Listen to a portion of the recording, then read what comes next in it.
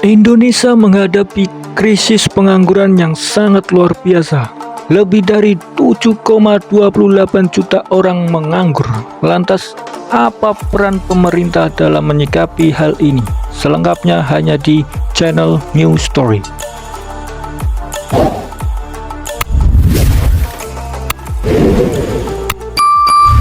Nah, baru-baru ini kita mendapati tentang salah satu isu yang sangat penting dan krusial di Indonesia, yaitu masalah pengangguran.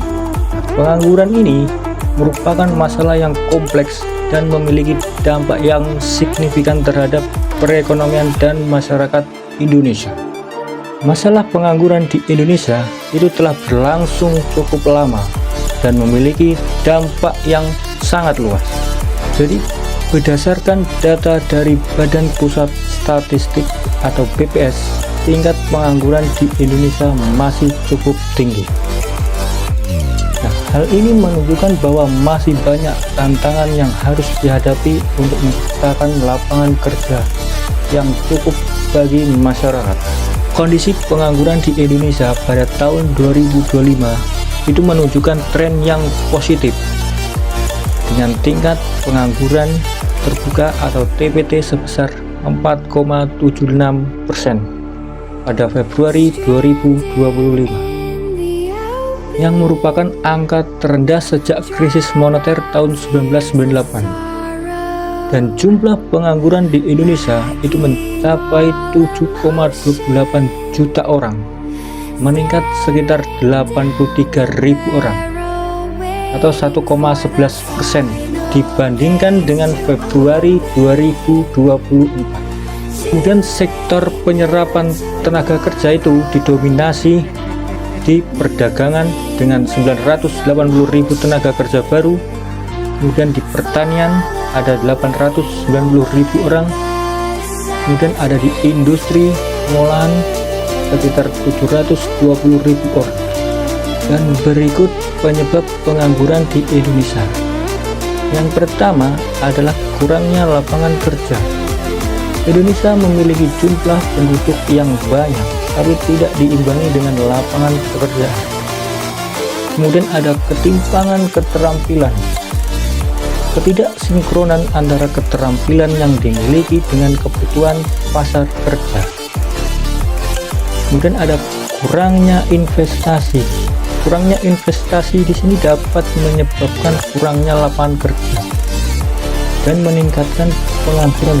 Kemudian ada konflik perang global. Nah, konflik perang global ini itu dapat memicu ketidakstabilan ekonomi negara global. Hal ini dapat mengakibatkan ekspor dan impor itu menjadi terganggu, termasuk untuk ekonomi dan politik di Indonesia. Nah, bagian contoh konflik perang global itu diantara ialah Rusia versus Ukraina. Kemudian ada Iran versus Israel. Kemudian ada China versus Amerika. Nah, kemudian ada perang dagang negara adidaya. Perang dagang antara USA versus China ini memiliki dampak kenaikan barang yang signifikan. Hal ini juga membuat pergeseran rantai pasokan dan juga mempengaruhi perekonomian global. Bahkan baru-baru ini Amerika mengenakan tarif impor ke Indonesia itu sebesar 32%. Tapi presiden kita Prabowo Subianto itu menego dia dengan 19%. Nah, apa yang dijual Prabowo ini kita masih tanda tanya, luar biasa. Dan adapun persyaratan kerja yang konyol membuat calon pelamar kerja itu menghela nafas seperti lulus minimal S1, S2, S3 dan S-teler, umur maksimal 20 tahun, bisa mengemudikan banteng terbang, mengendalikan air, api, tanah dan udara, serta bisa berkamuflase seperti bunglon dan lain-lain yang tidak bisa saya sebutkan satu persatu. Nah, sekarang kita berbicara mengenai dampak.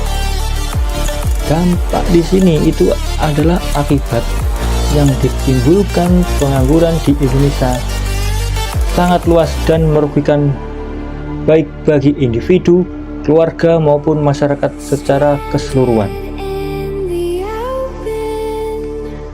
Kalau kita bicara mengenai dampak ekonomi, penurunan produktivitas nasional, kemudian penurunan pendapatan per kapita, serta peningkatan kemiskinan dan ketimpangan pendapat.